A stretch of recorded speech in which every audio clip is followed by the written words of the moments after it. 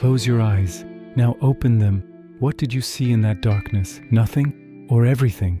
In 399 BCE, a man named Socrates drank hemlock and died. But before the poison took him, he told his students something that would echo through millennia. He said the body was a prison, that true reality lay somewhere else, somewhere beyond flesh, beyond matter, beyond the world we touch and taste and see. He was talking about ideas, not the kind that strike you in the shower, not the kind you scribble on napkins or share in meetings. He was talking about a different kind of idea altogether, an idea that is reality, an idea that creates worlds. This is the story of idealism, a philosophical revolution that claimed reality itself might be nothing more than thought. That the universe you inhabit, the ground beneath your feet, the blood in your veins, all of it might exist only because a mind perceives it. It's a notion that sounds absurd, until you realize it might be true. The birth of idealism. Athens, 4th century BCE. The streets smell of olive oil and human sweat. Merchants hawk their wares in the agora. Soldiers sharpen bronze blades. Slaves carry water from distant wells. Everyone believes what they see is real. Everyone except one man, Plato. He watches a craftsman carve a chair from wood. The chair is beautiful, functional, real. But Plato sees something else. He sees imperfection. This chair will rot, it will splinter, it will burn, it will cease to exist. Yet the idea of a chair, the perfect, eternal concept of chairness, that will never die, this is where it begins. Plato proposes something radical. He suggests there are two worlds. The first is the world you experience every day, the world of material objects, of change and decay, of birth and death. He calls this the world of appearances. The second world is invisible, eternal, perfect. It contains what he calls forms, pure, unchanging essences of everything that exists. There's a form of beauty, a form of justice, a form of triangle, a form of chair. These forms are not abstractions. They are not symbols. According to Plato, they are more real than anything you can touch. The physical world is merely a shadow, a pale, imperfect copy of these eternal forms. Think about that. Everything you've ever seen, every face, every sunset, every mountain is just an echo, a reflection in a dark pond. The real thing exists somewhere else, in a realm accessible only through pure thought. Plato calls this the realm of forms. You cannot reach it by walking. You cannot see it with your eyes. You access it through reason, through philosophy, through the disciplined refinement of the mind until it can perceive truth itself. Why would he think this? Because change terrified the ancient Greeks, not in an emotional sense, in a philosophical one. How can you have knowledge of something that constantly changes? If a river flows differently each moment, can you truly know what river means? If your body ages, are you still you? Parmenides had argued that true reality must be unchanging. Heraclitus had countered that everything flows, that change is the only constant. Plato tried to reconcile both. He split reality in two. Change exists, yes, but only in the inferior physical realm. True reality, the realm of forms, is eternal and unchanging. The implications are staggering. If Plato is right, then reality is fundamentally mental. The forms are not physical. They have no mass, no location in space, no position in time. They are pure concepts, pure ideas. Yet they are the source of everything physical. Matter doesn't create mind. Mind creates matter. This is idealism in its earliest form. But Plato's vision raises immediate questions. Where do these forms exist? How do they create the physical world? How can a human mind, trapped in a decaying body, access eternal truths? Plato's answer: you already know the forms. Before birth, your soul existed in the realm of forms. It perceived them directly. When you were born, you forgot. But traces remain. Learning is not acquisition. It is remembering. When you recognize a circle, you're not learning what circles are.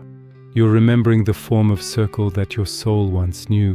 When you recognize injustice, you're remembering the form of justice. Knowledge is memory. Education is awakening. For nearly 2,000 years, this vision dominated Western thought. Christian theologians adopted it. St. Augustine reframed the realm of forms as the mind of God. Perfect forms became divine ideas. The material world became God's creation, imperfect but purposeful. The soul's journey became a return to heaven, not to an abstract realm. But by the 18th century, everything was about to change. The radical turn. Ireland, 1710. A young philosopher named George Berkeley publishes a book with an impossible claim. He argues that matter doesn't exist, that physical objects are nothing but collections of perceptions, that to exist is to be perceived. Esse est percipi. To be is to be perceived. Read that again. Berkeley isn't saying matter is less important than mind. He's saying matter is nothing but mind. When you look at a tree, you think you're seeing an object made of wood and leaves. You're wrong. You're seeing a collection of sensations, colors, shapes, textures in your consciousness. The tree is nothing but those sensations. Without perception, there is no tree. This is called subjective idealism, and it turns everything upside down. Here's how Berkeley argues for it. In the early modern period, most philosophers accepted indirect realism. They believed that when you perceive an object, you're not perceiving the object itself. You're perceiving a mental representation, an idea caused by the object. The real dog exists out there in the world. What you experience is an idea of the dog in your mind. But Berkeley sees a fatal flaw. If all you ever perceive is ideas, mental representations, then how do you know the external objects exist? You can't compare your idea to the real thing, because accessing the real thing requires another idea. You're trapped. All you ever encounter are your own perceptions. You never touch reality itself. So why assume reality exists at all? Berkeley's answer: it doesn't. Not in the way you think. What you call physical objects are just stable patterns of perception. God perceives everything constantly, which is why the world doesn't vanish when you close your eyes. Objects continue to exist because God continues to perceive them. The consequences are dizzying. If Berkeley is right, your dog doesn't exist when you leave the room. At least not as a material object. She exists as a perception in God's infinite mind. When you return and see her again, you're not detecting a physical animal. You're experiencing God's perception. Critics attacked Berkeley mercilessly. Samuel Johnson famously kicked a stone and declared, "I refute it thus." But Johnson missed the point.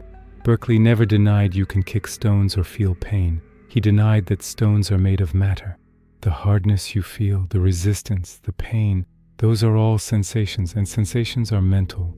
Berkeley's idealism is elegant. It solves the problem of knowledge by eliminating the gap between mind and world. There is no world beyond mind. There are only minds and perceptions.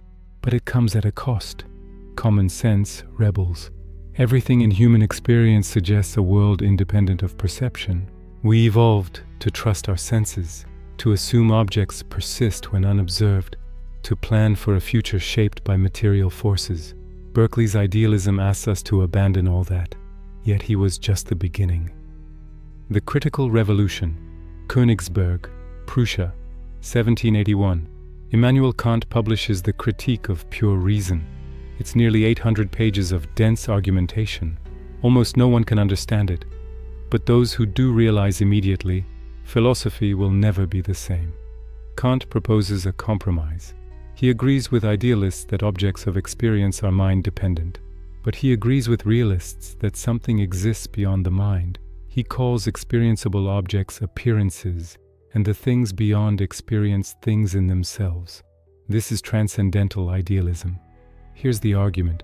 You perceive the world through certain inescapable structures. You experience objects in space and time. You understand them through concepts like causality, substance, and quantity. But space, time, and these concepts are not features of reality itself. They are features of your mind. Kant argues that space is not a container in which objects exist. It's a form of human intuition, a way your mind organizes sensory data. Time is not a river flowing through the universe. It's another structure your mind imposes on experience. The same goes for causality. When you say fire causes smoke, You think you're describing an objective feature of reality, but causality is a category of the understanding, a lens through which your mind interprets experience. Reality in itself might not involve causation at all. This leads to a startling conclusion. Every object you perceive is shaped by your mind, not your personal mind, the human mind, the cognitive structures all humans share. You never perceive things as they truly are. You perceive them as they appear through the filters of space, time, and the categories of understanding. Kant calls these objects appearances. But what about things in themselves? They exist. Kant insists on this, but they are unknowable. You cannot perceive them because perception itself transforms them into appearances. You cannot think about them because thought applies categories that only work within experience. Things in themselves are forever beyond your grasp. This is revolutionary. Kant preserves both realism and idealism. There is a real world, but you can never know it. There are mind-dependent objects, but they constitute all possible experience. You live in a reality constructed by your own cognitive architecture. The implications ripple outward. If Kant is right, science studies appearances, not ultimate reality. Physics discovers laws that govern objects in space and time, but space and time are mental structures. Chemistry explores substances, but substance is a category of understanding.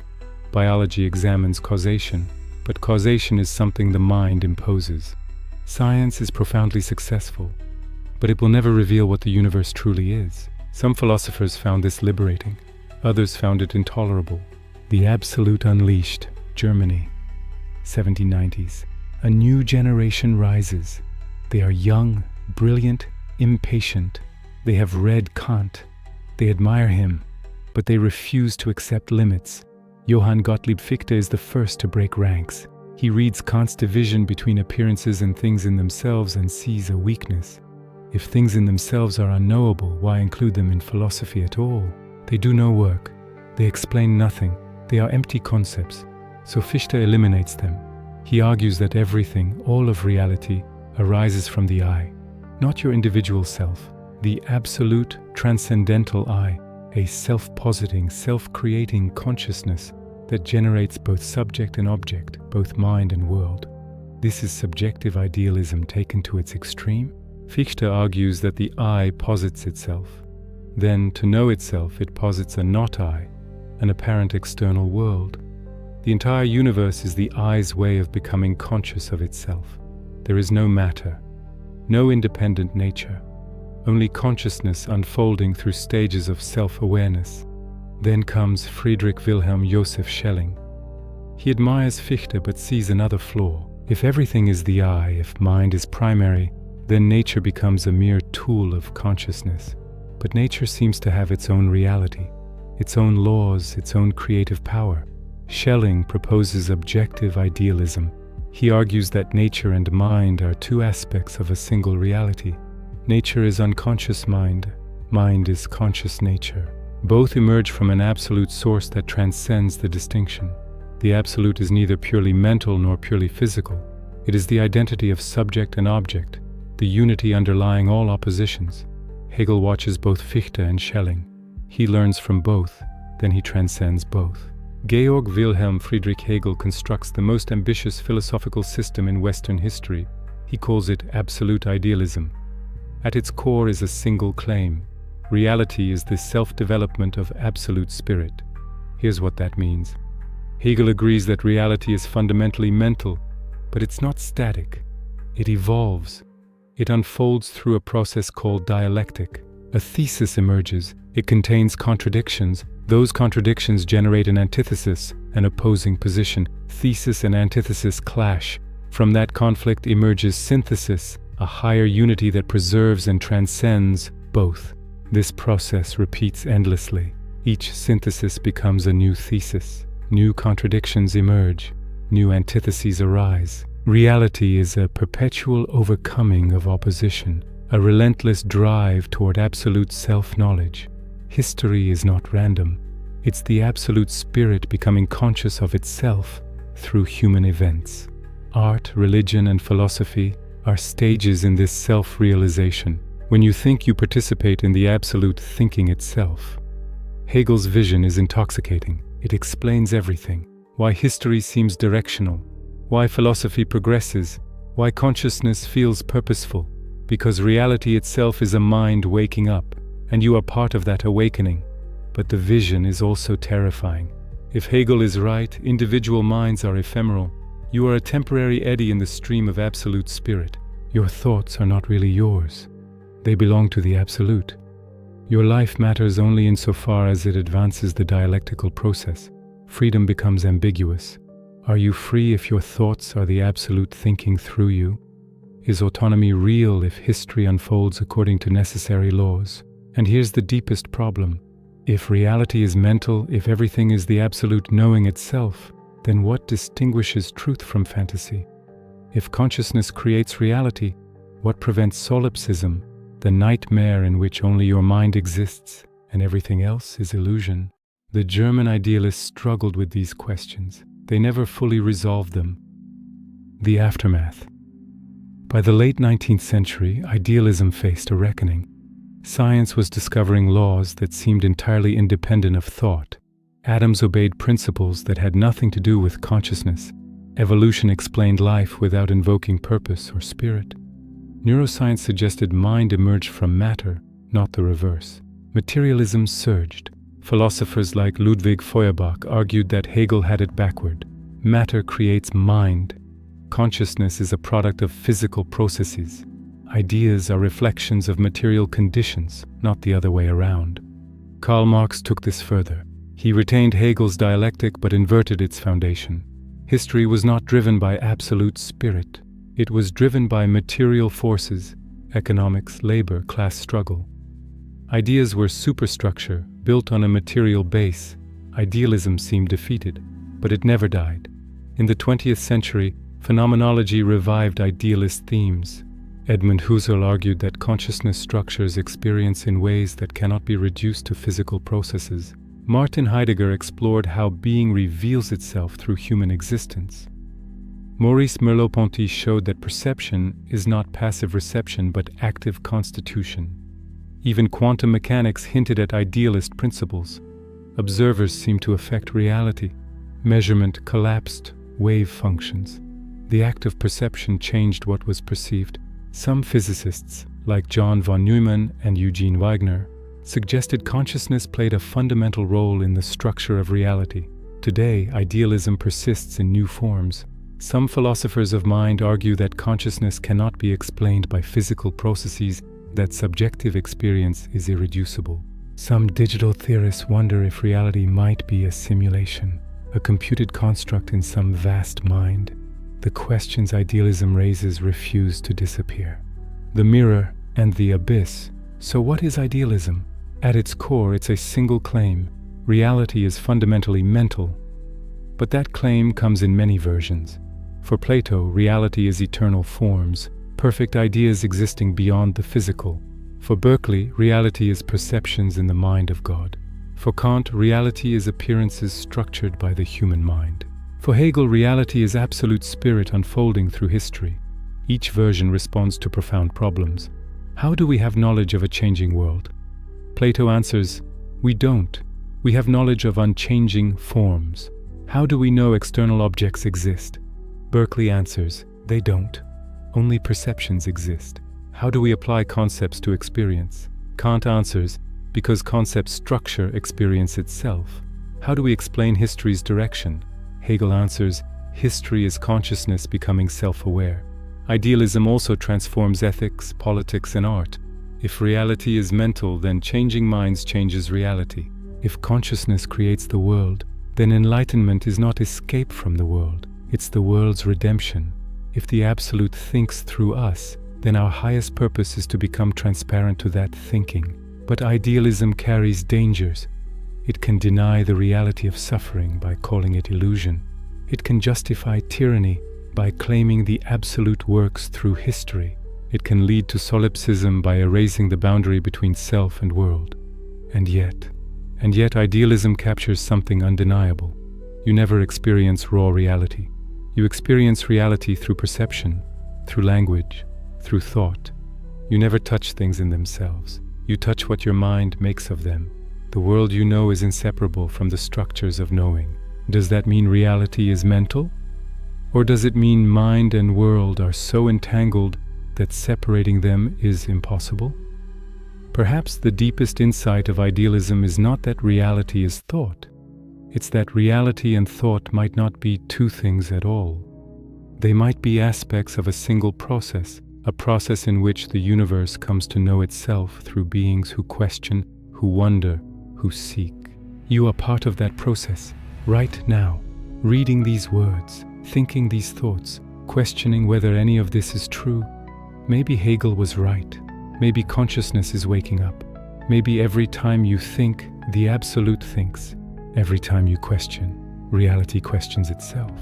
Or maybe Berkeley was right. Maybe this is all perception, patterns of experience sustained by something vast and incomprehensible. Or maybe Kant was right. Maybe you'll never know what's real. Maybe all you can ever know are appearances, beautiful, coherent, but forever separated from the truth. The history of idealism is not a solved puzzle. It's a mirror, and when you look into it, you see something strange. You see that the world might be looking back. That reality might be aware. That consciousness might not be an accident, but the deepest fact there is. Here's the final question. If idealism is true, if reality is fundamentally mental, then what are you? Are you a fragment of absolute spirit, a perception in God's mind, a filter through which the universe observes itself? Or are you something more? Something the idealists never imagined? The question remains open, and perhaps that's the point.